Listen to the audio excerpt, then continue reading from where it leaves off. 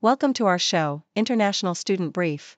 Today, we delve into the heart-wrenching story of Tyler Kerry, a young holidaymaker whose life was tragically cut short during his first family vacation in Turkey. Friends and family are left searching for answers as they mourn his loss, questioning the investigation surrounding his death.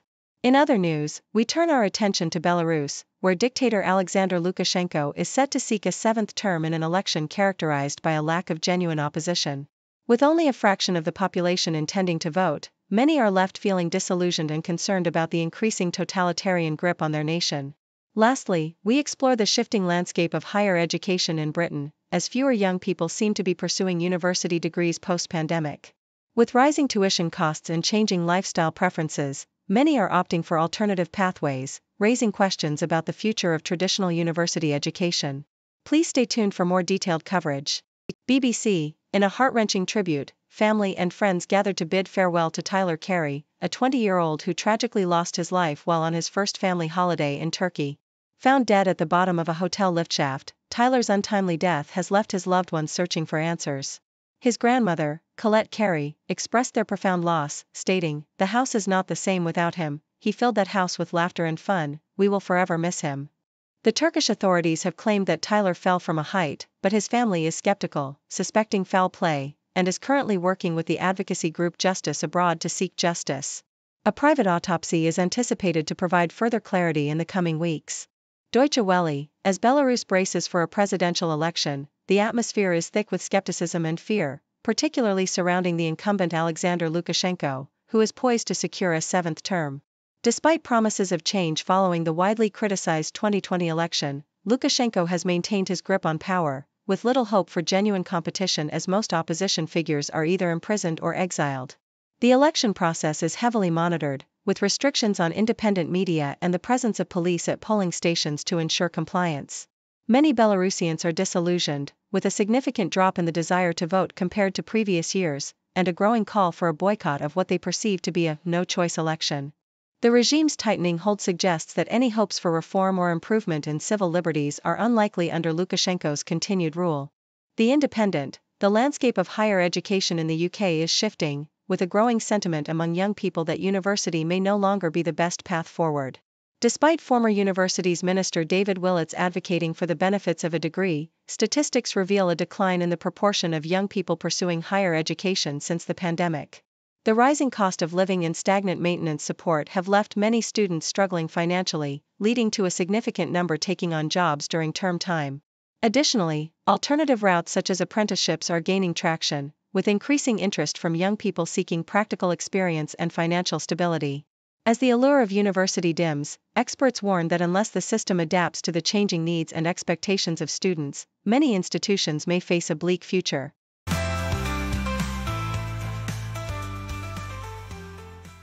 Guardian reports that the British Council is facing dire financial challenges that could lead to its disappearance within the next decade, as warned by its chief executive, Scott MacDonald. With proposed budget cuts of £250 million, the Council is at risk of closing operations in 30 to 40 countries, which would create a significant void in promoting UK culture and education abroad.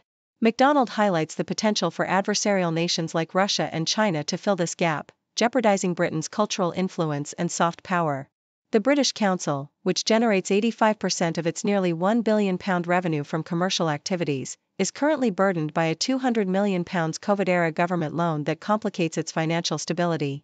CBC highlights a contentious defamation lawsuit between two college presidents, John Tibbetts of Conestoga College and David Orazietti of Salt College.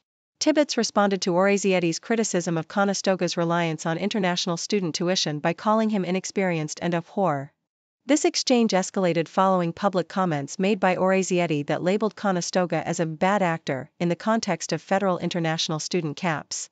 While Tibbetts issued an apology, Salt College deemed it insufficient and is seeking a public retraction and formal apology, alongside $200,000 in damages, claiming that Tibbetts' remarks could harm their reputation and enrollment. Al Jazeera reports on a significant crackdown by Vietnamese police on a money laundering ring that allegedly funneled $1.2 billion into the country. The operation, which involved bank employees forging documents to establish 187 businesses and open over 600 corporate bank accounts, was uncovered between 2022 and 2024. The police's investigation led to the arrest of 5 individuals in Da Nang, marking it as the largest money laundering case in the city's history. Authorities seized numerous fake seals and business registration certificates, underscoring the extensive nature of the criminal activities. This case follows the recent conviction of property tycoon Truong My Lan, who was sentenced to life imprisonment for money laundering and is appealing her verdict.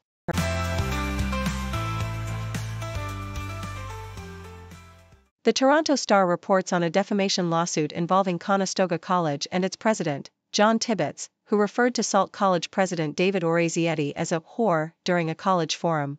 Tibbetts made these remarks in response to Orazietti's earlier comments that criticized Conestoga's role in the international student sector. Conestoga College argues that Tibbetts' statements were fair comment and expressed frustration over perceived attacks on its reputation. They have since issued public apologies but are seeking to have the lawsuit, which demands $200,000 in damages, dismissed, asserting that their comments were made in good faith regarding matters of public interest. In a heartwarming story from the BBC, 70-year-old illustrator Stephen Spicer has earned his first degree at Bath Spa University, determined to enhance his earning potential after realizing he was being outpaced by younger colleagues with higher qualifications. Spicer, who began his career in the underground press during the late 1960s, has always had a passion for illustration. He reflects on his educational journey, expressing a desire to continue learning despite financial constraints that prevent him from pursuing further studies. Now equipped with his degree, Spicer continues to work as a freelance illustrator, humorously acknowledging the challenges of promoting his work online.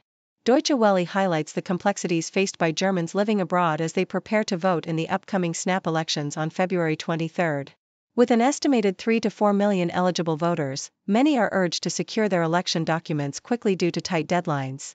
The article details the challenges of voting from abroad, including the need to register with a German constituency and the complications that arise in receiving and returning ballots on time. Despite the logistical hurdles, German embassies are offering assistance, including options for expedited delivery of voting documents, yet the low turnout in previous elections raises concerns about the effectiveness of these measures in encouraging participation among the diaspora.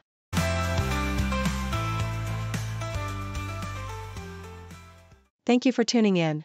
The content above showcases the latest briefing reports and analytical synopses, thoughtfully curated by the 6Do team.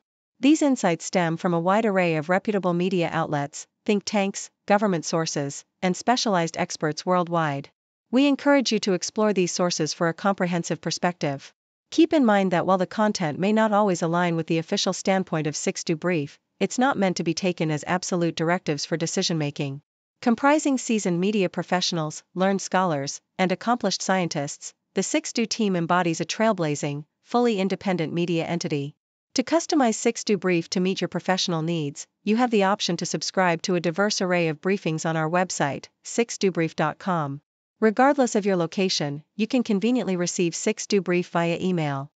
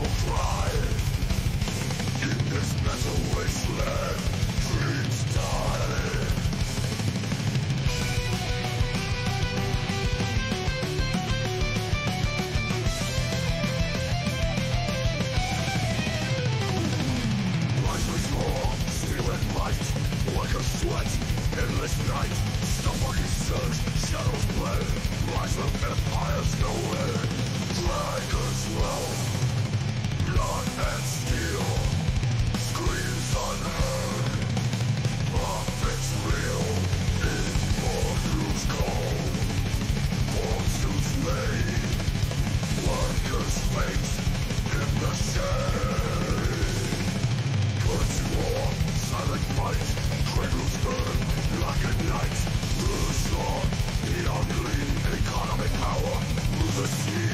Curse war, silent fight, cradles burn like a night. Through the storm, the ugly cursed fate in the shade. Curse war, silent fight, cradles burn like a night.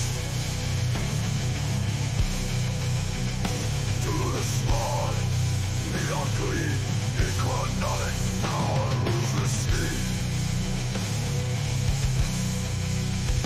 Contract sign, betrayals deep, backroom deals, folks asleep, and popsicle breeds insatiable crime. In this metal wasteland, dreams die. Contract sign, betrayals deep, backroom deals, vulture sleep, and popsicle breeds insatiable crime. In this metal wasteland, trees die. Isaac cease, ancient law, future built, unpaid and law.